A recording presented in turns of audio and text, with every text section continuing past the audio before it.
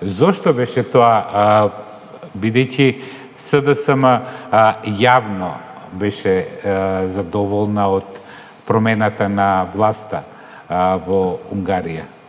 Мислам дека СДСМ ќе свати дека не се радуваат толку на победата на Маѓар, колку на губитокот на Орбан. Сметајќи дека Орбан е политички ментор на македонската политичка сцена и сегашната власт, но треба да имаме предвид дека Маѓар доаѓа од истото политичко милје. Тој е инсайдерот на Орбан. Во основа прашањето е дали може да се појави некакво такво цунами во Македонија. Не сум сигурен. Епизоди кои ги гледавме со Миро Церар во Словенија, со Мост во Хрватска, со Маѓар, ако сакате, во Унгарија, па дури во Бугарија имаше такви, со Слави Трифунов има таков народ и така натаму.